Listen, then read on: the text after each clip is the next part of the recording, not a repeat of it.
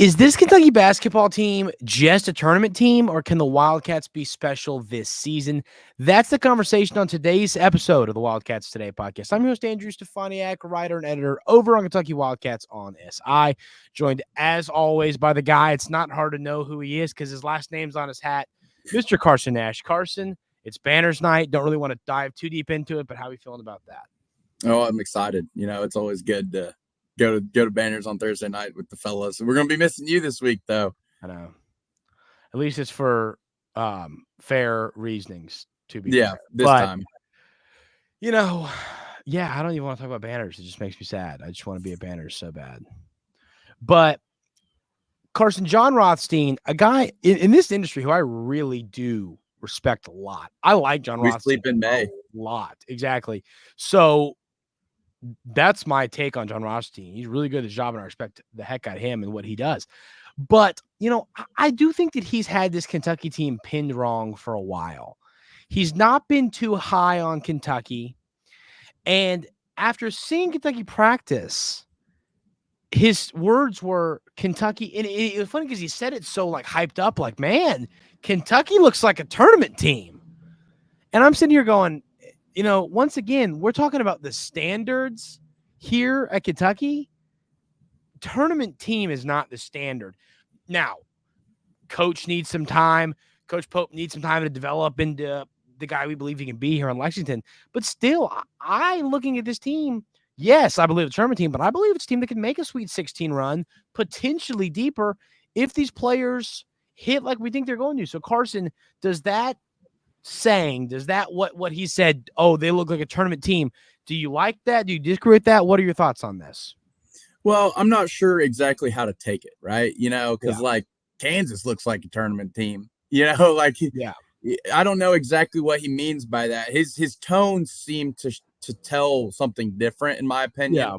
Like maybe, we're a tournament team, but they could do something in the tournament. He seemed like he kind of almost took back his comments earlier of what he said about Kentucky. And so that's good to hear. That means practice must have went well and looked good. So, I do respect Jon Rothstein. I think he's done it for a while. He's very big in this industry, and he's someone people should listen to. Yes. But I think honestly, in my opinion, I think he's just saying that as like they're a tournament team with, you know, the other good teams. I don't really see it as a slight to Kentucky, as maybe some would take it. But it is a positive thing. At least we're not a bubble team like the team down the road. Yeah. Yeah. I wouldn't want to head up 64 right now. I tell you that. Yeah. That's funny. But I mean, Carson, I agree with you. My frustration lies with, I just think people in the national media have had this Kentucky team pegged wrong all off season. I don't think it's anything new. And that frustrates me a little bit, just because, and that's why hearing a tournament team, I mean, I just think the upside of this Kentucky team, knowing what college basketball is today, is so high. The ceiling is so high for this team. And I'll be honest with you, sometimes when you talk about a team and you say, well, the ceiling's high, then you have to match that and say, well, the floor's kind of low. I don't think that's the case for this team. I think the floor's here and the ceiling's here, but the floor is the tournament team. I don't see this team not making the tournament with how old Andrew, if I were to ask you this question, do you think last year's team's floor was higher than this year's team or lower? I'd say the ceiling is higher and the floor is lower. I agree. I think you're right. I agree, but I also don't think the ceiling is that much higher. I think the floor was a lot lower than the ceiling was higher, if you see what I'm trying to say. Yeah, I agree with you on that. So you're saying the floor for the Kentucky's team last year was much lower than compared. Yes, that's a lot to explain for a small brain, but I get what you're saying, and you're correct. But I mean, Carson, I'm with you. I think that, but in all honesty, that's the case with a lot of just teams that are built this way. Teams that are built via the transfer portal, like this Kentucky team was.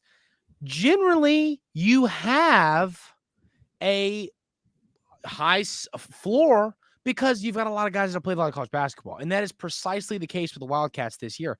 So I cannot get my excitement for this football team, for this basketball team across easily. I am so fired up about this team. I think they're going to be incredibly talented. So, I'm definitely monitoring to see how this team shows up. I mean, because we're so close now. Like, we're really almost there, it feels I like. know. So I'm not taking what Jon Rothstein said as disrespect, because it wasn't disrespectful.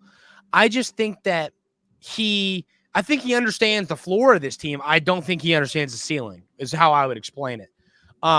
Because I believe the ceiling of this team, I mean, I'm not going to sit here and say the Cats are winning the national championship, but would you be utterly shocked if this team won it all? I wouldn't be utterly shocked. Probably wouldn't bet on it. I would never be shocked for Kentucky to win the national championship. And that's what I'm saying. I probably wouldn't bet on it right now, but I mean, once again, it wouldn't be the craziest thing in the world. This team gives off the vibes to me of like in a loss in the Elite Eight, but a really fun run through the first two games and then the first game in the Sweet 16. That's what this team feels like to me.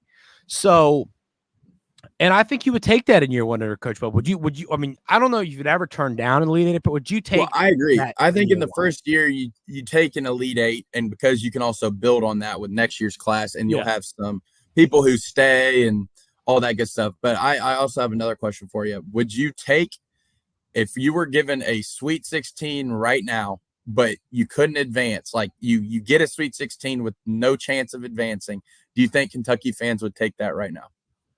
I wouldn't take that right now. I would not take Sweet 16 right now, because I think that this team is very much capable of going deeper than the Sweet 16. I think the Cats are capable of making a Final Four run. I wouldn't say it's likely, but it's most definitely possible. And that is why, if you offered me Sweet 16 right now, no chance in hell I'm taking that. I'm letting this team roll. So, I'm letting this team roll and see what they're able to do, because I think they can be better than a Sweet 16 team. So, no, I mean, do you agree with that, Carson? Would you? No, I completely agree. I was watching Sleepers Media the other day, and they said that Kentucky would take a Sweet 16 right now, and I just disagreed with that. I think a lot of fans would not do that. Yeah. I wouldn't. Well, no, I would not. If you handed me an Elite Eight appearance, I'd say maybe.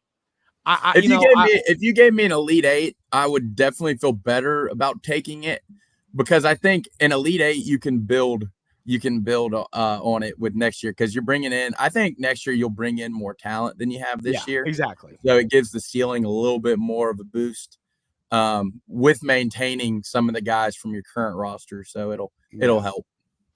Oh, quick shout out to Clay Anderson for catching the most unnecessary Twitter stray of all time.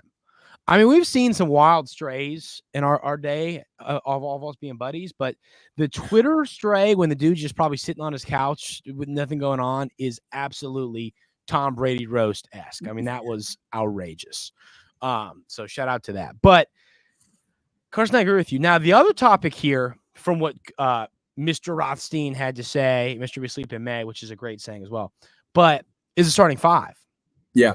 For a while, ESPN and many other media outlets have had Kentucky starting five listed as Kerr Kriisa, listed with Otega Owe. And, you and I have said, Carson, like, literally Kerr Kriisa said, with me standing 2 feet in front of him, that Lamont Butler's point guard one. I don't know where you can find a better source than right there.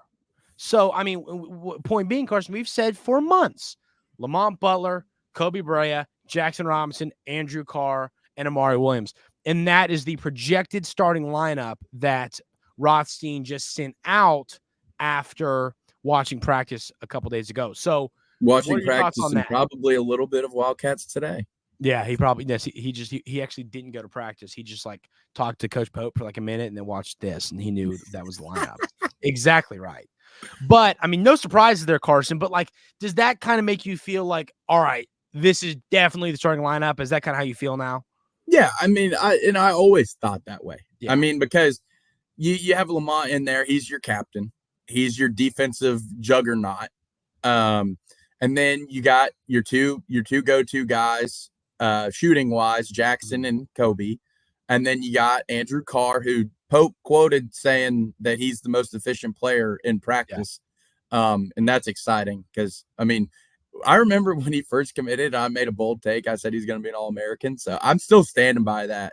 And then you got Amari Williams, your 3-time Defensive Player of the Year. He's going to hold it down, one of the best passers. So, yeah, I always thought it would be this, and I'm excited that it's set in stone that it's probably going to be.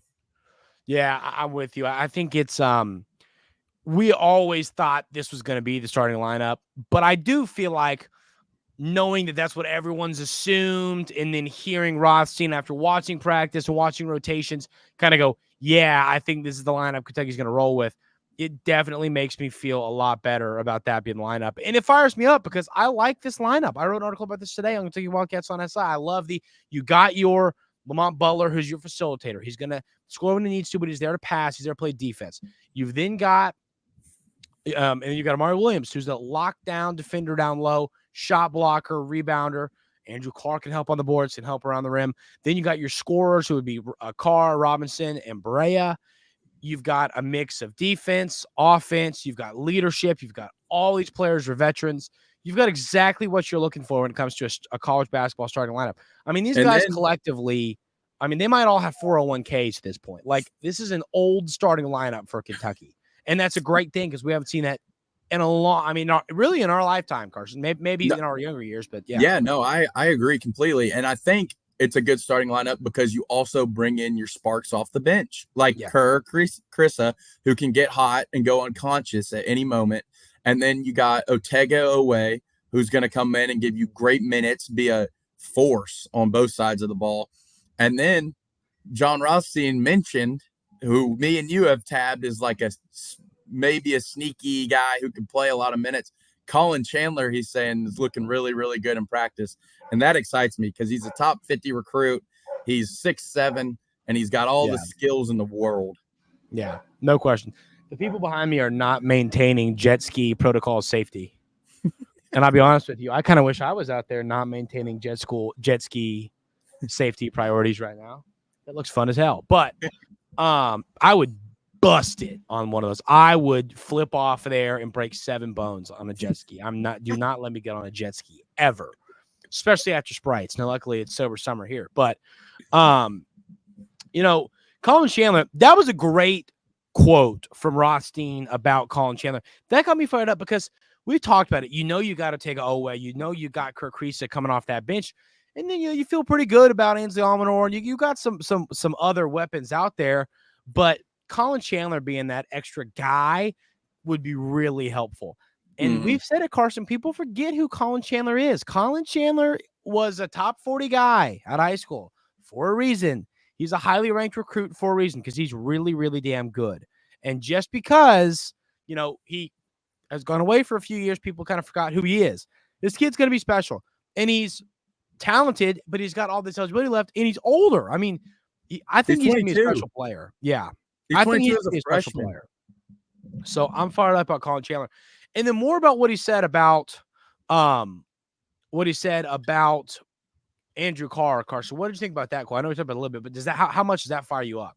Oh yeah, I mean that's a guy that every team in the country wants to have. That 4 that spreads the court.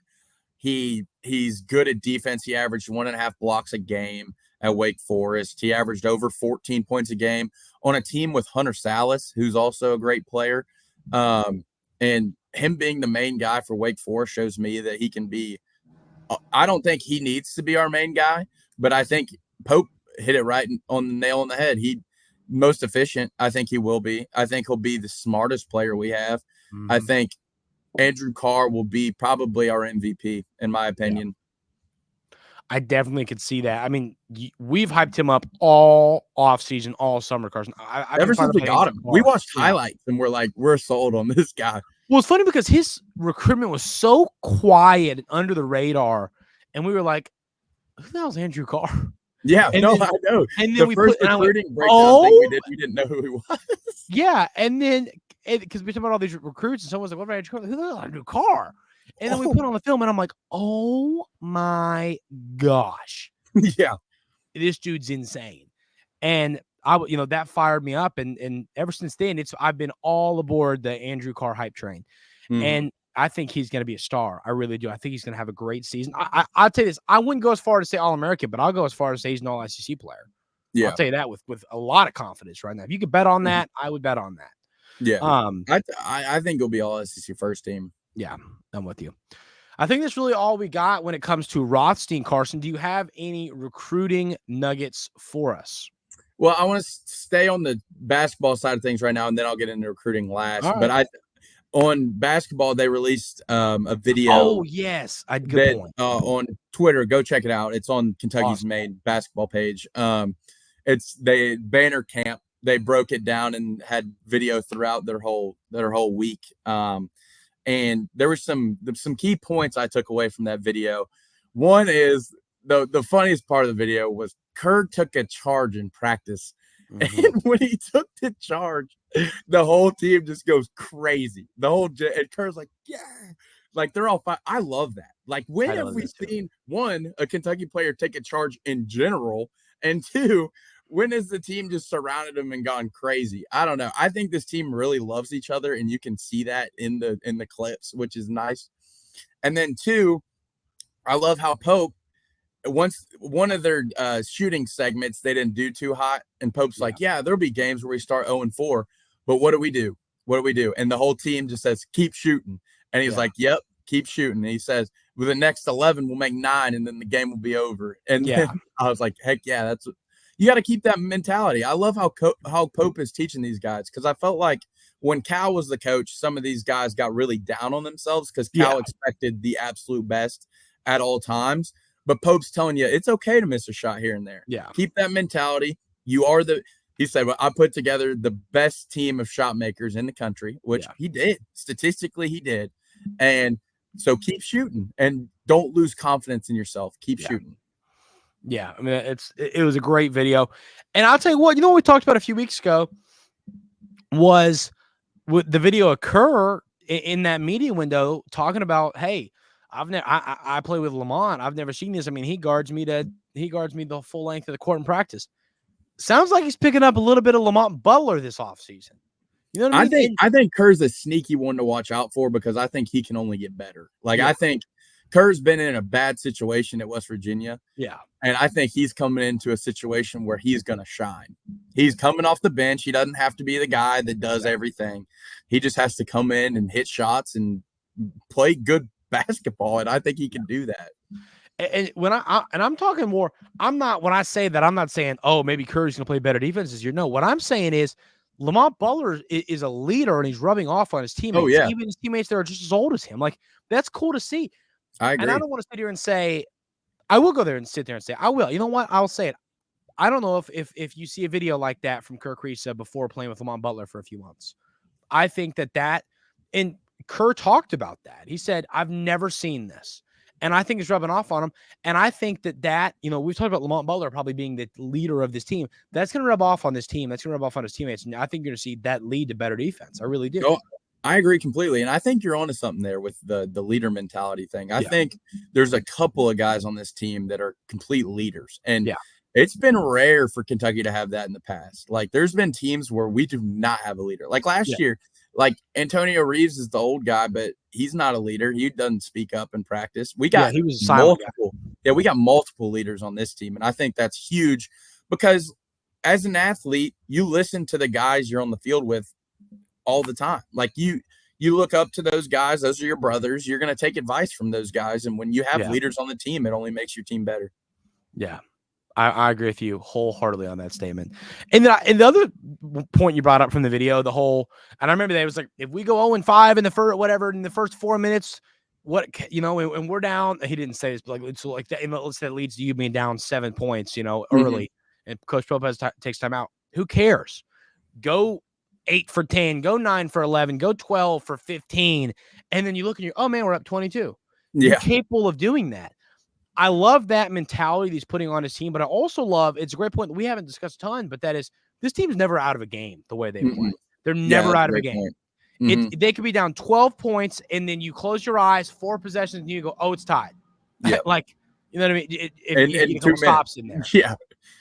So that fires me up about this team as well. That was a great video. I love these videos. Kind of reminds me of and I forget what the Journey. Remember those last year, the post-game videos? I love those. It kind of reminds me a little bit of those, and those were really cool, and so are these. I like these a lot. Yeah. So any other thoughts on this, Carson, before we get to recruiting? That's about it. I really, after watching, I'm really, really bought in on this team, and I'm really, really bought in on Pope. The way he coaches, I think, is amazing. I think the players take from it the way they should. I think, I've watched a lot of those old coaching videos of when Cal and them were here. I just think Pope's whole new way of doing it is the best way to do it, in my opinion. I think gives the players confidence, and that's only a good thing. Yeah, I'm with you on that. Well, give us some recruiting nuggets, and then we got to get to the Godfather here in a minute. Yeah. So Caleb Wilson officially cut Alabama from his list, which was get in a locker, Nate. Get in that Hope locker. is just constantly putting oats in a locker here. But he's unofficially visiting North Carolina this weekend, so that's something to monitor. But I still think the Cats are the leader there. And then Caden Lewis is visiting Duke this weekend, but he'll follow up that Duke visit with a visit here for Big Blue Madness, which will be good. Us getting the last visit there is going to be huge. I think Kentucky still leads for Caden. And some other news that might affect that recruitment is the Boozer twins are committing on the 10th, and they're committing together. So if they go to Duke, that'll take them out of the Caden Lewis sweepstakes, and it'll pretty much be down to Kentucky at that point. So that's big news, and I think you're starting to see more and more that this class is coming together, and I don't think it'll be long before we have those guys in the fold here. I agree with you on that. I think that's going to be interesting to see how these battles end up, but you're still in it for a lot of talented players, and do not think for a second, once again, that Coach Pope has done in this class. There's still a lot of work to be done, and and a lot of talented two visitors over the previous weekend, Chris Sinek and Michael Brown Jr. Both of them are still high on the Cats as well. Both of those guys are top 10 players as well. So who knows? You could have a bigger class than expected. I'm still expecting 4, but if you get five guys, I don't know. You know, the tweet earlier, 5 guys. Shout out Clay. Shout out Clay. But we're going to be losing a lot of players, so I wouldn't be too terribly surprised if we do get 5. Yeah, I'm with you on that. So it'll be interesting to see how this recruiting class works out, but it's going to be top 3. I feel very confident saying that. So, Carson, what's your lock of the week before we get to the Godfather?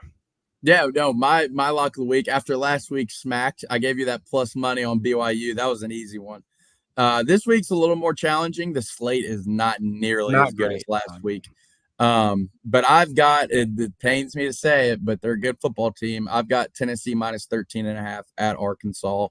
The Arkansas won't be winning that. They won't be close in that game, and they won't be getting the number 1 recruiting class either. No, I'm with you on that.